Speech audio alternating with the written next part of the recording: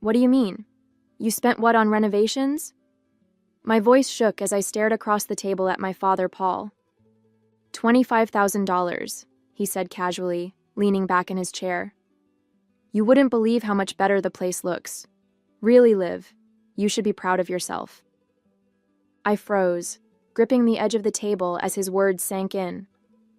Proud? He was talking like I'd volunteered to fund this project. That's my credit card, Dad. You stole from me. Paul shrugged, his smug expression unwavering. Stole is a strong word, Liv. We're family. It's not like I took it from a stranger. Besides, you've got a good job. You'll earn it back in no time. The audacity of his words left me momentarily speechless. My father had always been self-serving, but this crossed a line I didn't even know he could reach. My name is Olivia, and I've spent my entire adult life building a career I'm proud of. I'm a financial analyst, and saving money is second nature to me. Over the past 6 years, I've worked tirelessly to set myself up for a stable future. That $25,000 wasn't just some extra cash lying around. It was years of discipline, skipped vacations, and careful budgeting. Paul, on the other hand, was the exact opposite. He loved to talk big, dream big, and spend big, but never with his own money. Growing up, I learned quickly that he could justify anything, borrowing things he never returned, brushing off unpaid debts, and turning every favor into a joke. Relax, it's just family, he'd always say. This time, though, I wasn't laughing. Do you have any idea what that money meant to me? I said, my voice shaking with anger. Do you even care that you stole from your own daughter? Paul rolled his eyes like I was the one being unreasonable. Oh, stop being so dramatic. It's just money. I had a few things around the house that needed fixing, and you were in a position to help. You didn't ask me, I snapped. You stole my credit card without telling me. That's not helping. That's theft. Paul shrugged again, finishing off his wine. Well, what's done is done. No point in crying over spilled milk. My stomach churned as I stared at him, unable to believe his complete lack of remorse. For years, he'd gotten away with his selfishness because he was charming enough to talk his way out of trouble. But not this time. This time, he'd gone too far. That night, I couldn't sleep. I lay awake, staring at the ceiling, Paul's words echoing in my mind. You'll make it back in no time. How could he act so casually after stealing from me? I'd worked tirelessly for years to save that money, only for him to blow it all on a whim. Finally, I got out of bed and grabbed my laptop. Logging into my credit card account, I scrolled through the transactions, my stomach twisting with each one. There it was. $7,500 at a home improvement store, $12,000 for roofing supplies, $5,500 for landscaping. Every single charge screamed of his self-serving indulgence. I clicked on the details, looking for anything that might give me leverage. My heart raced as I spotted the shipping addresses for the orders. They all pointed to Paul's house. I felt a flicker of vindication. This wasn't just a suspicion anymore. I had proof. The next morning, I called the bank to report the fraud. The representative on the other end of the line listened patiently as I explained everything, from the stolen card to the unauthorized charges. Do you know who made the transactions? She asked. Yes, I said, my voice steady. It was my father. There was a pause before she spoke again. In that case, we'll need to escalate this to our fraud investigation team. They may require additional information from you, and depending on the circumstances, law enforcement could become involved. Law enforcement. The words hit me like a punch to the gut. This wasn't how I wanted things to go, but what choice did I have? Paul had left me no option. If he thought he could walk all over me just because we were family, he was about to learn how wrong he was. Later that day, I told my best friend Maya about what had happened. She listened quietly as I vented, her expression darkening with every word. That's beyond selfish, Liv, she said finally. You need to hold him accountable. He can't keep treating you like this. I know, I said, running a hand through my hair. But he's my dad. It feels so messy. Messy or not, this isn't just about money, Maya replied. It's about respect, and he clearly doesn't respect you. Her words hit me hard. She was right. This wasn't just about the money, it was about setting boundaries, something I should have done a long time ago. The following day, I sat at my kitchen table staring at the fraud report I'd filed with the bank. Paul had crossed so many lines over the years, but this was something else entirely. My mind kept replaying his smug expression from that dinner, the way he dismissed me as if I were overreacting. It was time to confront him. I wasn't sure what I expected, an apology maybe, or at least an ounce of remorse. What I got was a masterclass in deflection. When I arrived at his house, Paul was outside admiring his freshly landscaped yard. "Looks good, doesn't it?" he said, beaming. "All thanks to you." My blood boiled. "Thanks to me?" I snapped. "You mean thanks to the $25,000 you stole from me?" Paul sighed, shaking his head like I was the unreasonable one. "Liv, we've been through this. It's family money. I didn't steal anything, I just borrowed it. And honestly, you're better off for it. This place needed some serious work." I stared at him, stunned by his audacity. "You didn't borrow anything. Borrowing requires permission, Paul, and you never asked me. You just took it." He crossed his arms, his expression hardening. "You're young. You've got time to earn it back. Why are you making such a big deal out of this? I'm your father, for God's sake. I've done so much for you over the years. Can't you let this one thing go?" "Done so much for me?" I repeated, my voice shaking. "Like what, exactly?" "You've been taking from me my entire life, Paul. This is just the first time you got caught." His face darkened. "Watch your tone," he warned. "You're being ungrateful. I didn't have to raise you, you know. I could have let your mom handle it all on her own."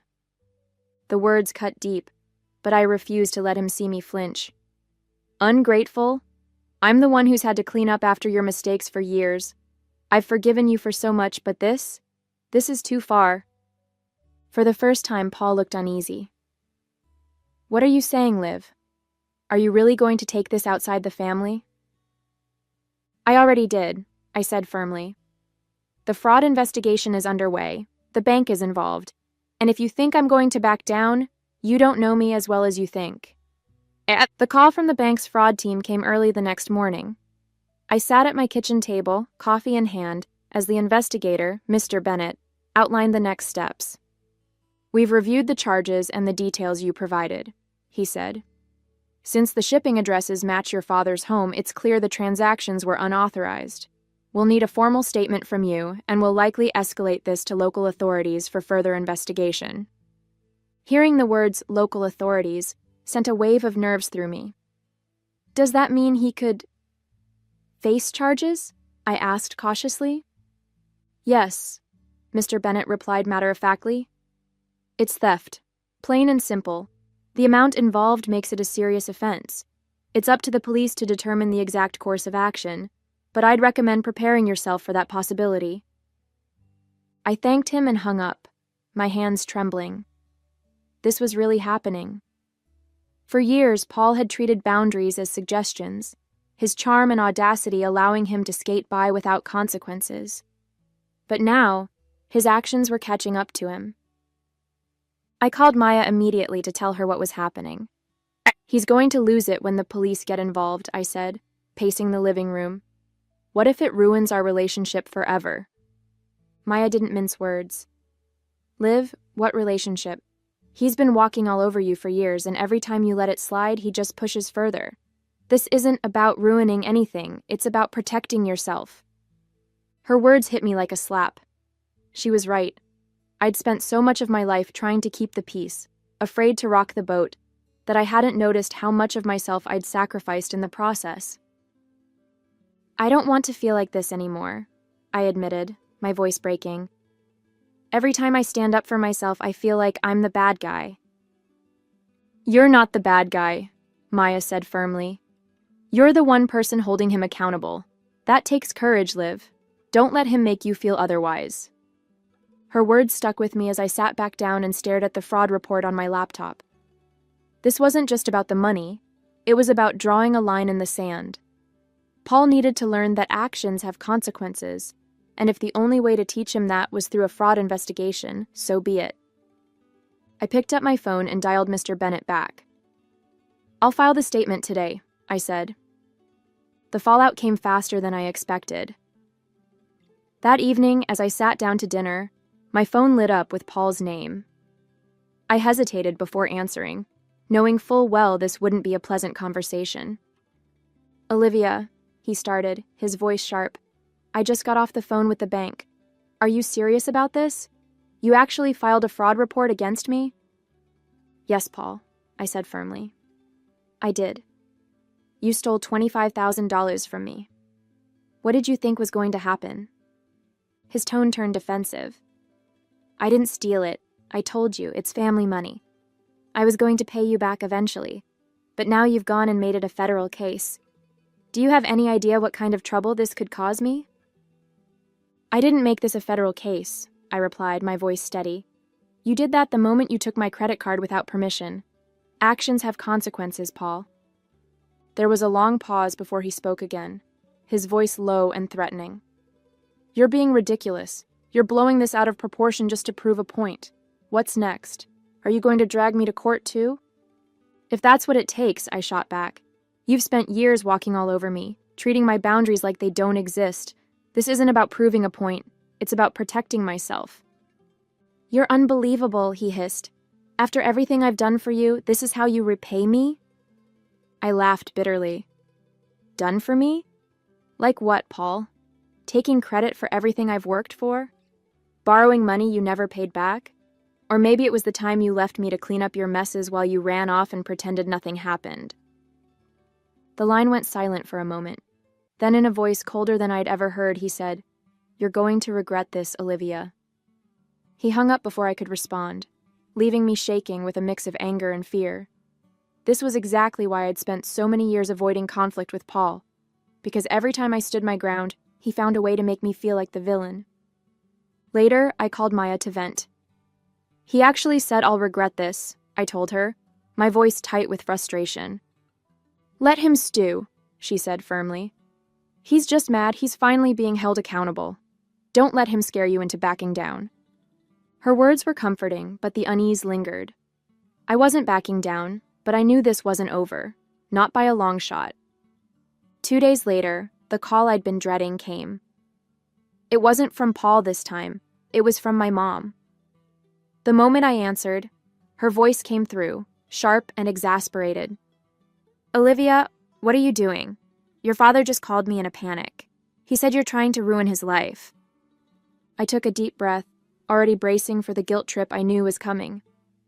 "I'm not ruining his life, Mom. He stole $25,000 from me. I reported the fraud to the bank because that's what you do when someone takes your money."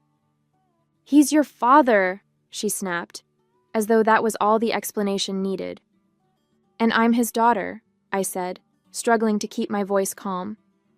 "But that didn't stop him from stealing from me, did it?" Mom sighed heavily, her tone shifting to one of weary disappointment. "You know how he is, Liv. He doesn't mean any harm. He just doesn't think things through. Couldn't you have handled this quietly, within the family?" I couldn't believe what I was hearing. "Handled it quietly?" I repeated. "Mom, he spent $25,000 of my money without asking. How was I supposed to handle that quietly?" "He's your father," she repeated, as though that justified everything. "He's under a lot of stress right now with the house and the bills. He didn't mean to hurt you." I felt my jaw tighten. It's always excuses with him, isn't it? He's always under stress, or he didn't think it through, or he didn't mean it. Meanwhile, I'm the one left cleaning up his mess. "Olivia," she said, her voice softening into a pleading tone. "Please, just drop this. The investigation is going to destroy him. You know how he gets when he feels cornered. He's already talking about how you're turning the family against him." I closed my eyes, trying to block out the swirl of guilt and frustration building inside me. "I'm not turning anyone against him, Mom. He did this to himself. and I'm not dropping it." For the first time, there was silence on her end of the line. When she finally spoke, her voice was colder. "Well, don't come crying to me when this all blows up in your face. You've made your decision. Just remember that." She hung up, leaving me staring at my phone, the weight of her words settling over me. I wanted to cry, but instead I called Maya. "Mom thinks I'm overreacting," I said, pacing the living room. "Of course she does," Maya replied. "She spent her whole life enabling him. But this isn't about her, Liv. It's about you. You're doing the right thing." As much as I wanted to believe her, I couldn't shake the sinking feeling in my gut. A week later, the fraud investigation began picking up speed. I received an update from the bank's fraud department. All charges had been officially flagged as unauthorized, and law enforcement had been notified. The investigator, Mr. Bennett, told me that local police might contact me soon to verify my statement. The news filled me with both relief and anxiety. For years, Paul had treated consequences as something that happened to other people. He'd always found ways to talk himself out of trouble, using charm or guilt to deflect blame. But now, there was a paper trail, and it was out of my hands. Later that afternoon, as I sat in my office at work, I got a text from Maya. "How's it going with the fraud thing? Any updates?" I quickly texted back. "Bank is escalating it. Police are getting involved soon. I'm nervous, but it's the right thing to do." Her reply was immediate. "Proud of you. You're stronger than you think." Her words gave me a small sense of comfort, a reminder that I wasn't alone in this. That evening, I went to Paul's house. I hadn't planned to confront him again, but I couldn't stop myself. The closer I got to his place, the angrier I felt. When I knocked on the door, he opened it with a smug grin. "Olivia," he said, leaning against the frame. "Come to lecture me some more?" "No, Paul," I said evenly. "I came to tell you that the bank has escalated the fraud case. The police will be contacting you soon." His smile faltered for the first time, but he quickly recovered. "The police? Oh, come on, Liv. You're not actually going to let this go that far, are you?" "It's not up to me anymore," I replied. "You made this bed and now you're going to lie in it." He stepped back, crossing his arms. "You're really going to let the police come after your own father? For what? A little misunderstanding?" "Stop calling it a misunderstanding," I snapped. "You stole from me, Paul. This isn't about family or generosity. It's about you finally facing the consequences of your actions." His face darkened and he took a step closer. "Don't act like you're better than me, Olivia. You wouldn't even have that money if it weren't for me raising you." I laughed bitterly. "Raising me? You mean using me as your personal ATM? That ends now." I turned and walked away, leaving him standing there, his confidence visibly shaken. The next few days were a whirlwind. The police called to schedule a meeting, asking me to bring all relevant documents, including the fraud report and transaction history. Sitting in that small, sterile room at the police station felt surreal. As I handed over the papers, I couldn't help but wonder how Paul would handle being questioned by the authorities. "Thank you for your cooperation, Ms. Taylor," the officer said as I finished giving my statement. "We'll be contacting Mr. Taylor shortly to hear his side of the story." His side of the story. I almost laughed at the thought. Paul's version would undoubtedly be full of excuses and deflections, but this time, charm wouldn't save him. There was hard evidence tying the transactions to his address, and no amount of sweet-talking could erase the paper trail. That evening, I got a call from my mom. Her voice was sharp, more accusatory than the last time we'd spoken. "The police showed up at your father's house today. Do you have any idea how humiliating that was for him?" I sighed, bracing myself for another guilt trip. "Mom, I told you this was coming. He brought this on himself. I didn't force him to steal my credit card." She didn't seem to hear me. "He said you're trying to ruin his life, Olivia. How can you do this to your own family?" "I'm not ruining his life," I said firmly. "I'm holding him accountable. If he didn't want this to happen, he shouldn't have stolen from me. It's that simple." There was silence on the other end, followed by a heavy sigh. "You've made your point, Liv. But don't you think this has gone far enough?" I clenched my jaw, swallowing the lump of frustration rising in my throat. It's not about making a point. It's about boundaries. I've spent years letting him cross them, and I'm done. If you can't understand that, I don't know what else to say. She hung up without another word, leaving me with the same hollow feeling I'd had after our last conversation. Despite the tension, there was an odd sense of relief as I drove home that night. For the first time in years, I felt like I was finally standing up for myself. Paul had always taken without asking, always assumed I'd forgive and forget. But now he was learning that actions have consequences, and that knowledge was more satisfying than I'd ever expected.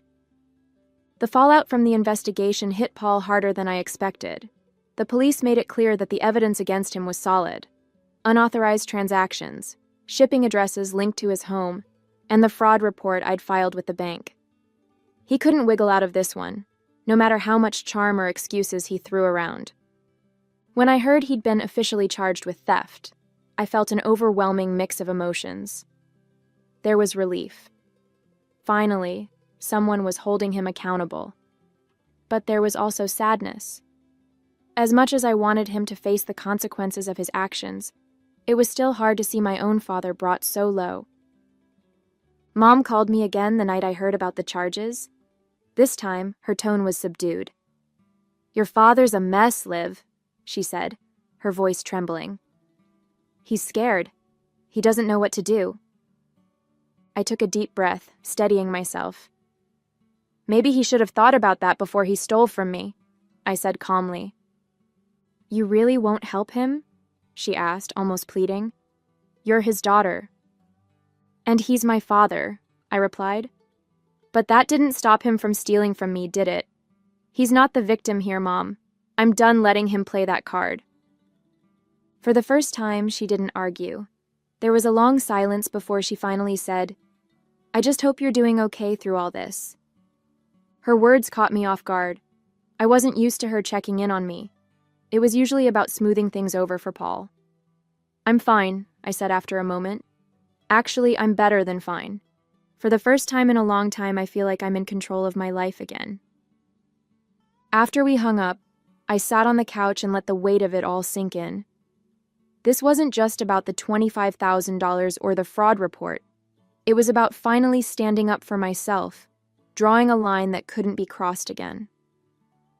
Paul had spent years taking advantage of my generosity and trust, and for the first time, I'd said, "No more." As difficult as the process had been, I felt a sense of closure starting to settle in. The guilt that had lingered for weeks was fading, replaced by something I hadn't felt in years: pride. The day I received the final update from the bank, I knew I'd made the right choice.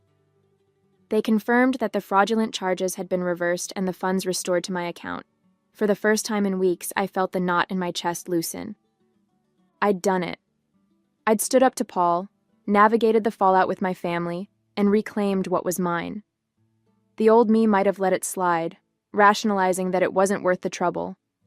But this time, I'd drawn a line, and I'd stayed firm. Paul, on the other hand, wasn't doing so well. According to Mom, he was trying to negotiate a plea deal to avoid jail time.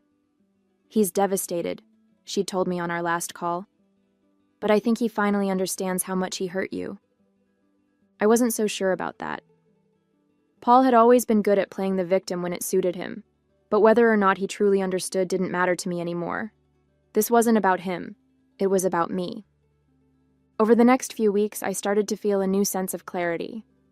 My relationship with my mom was still strained, but I was okay with that. I wasn't going to spend my life tiptoeing around Paul's ego or bending over backward to keep the peace. Maya came over one evening, bringing a bottle of wine to celebrate the end of the ordeal. "To you," she said, raising her glass, "for proving that boundaries are non-negotiable." We clinked glasses, and I couldn't help but laugh. "I guess I needed a $25,000 wake-up call," I said. "Better now than never," Maya replied. "You're stronger than you think, Liv. Don't forget that." In the weeks that followed, I poured myself into my work, feeling a renewed sense of focus and determination.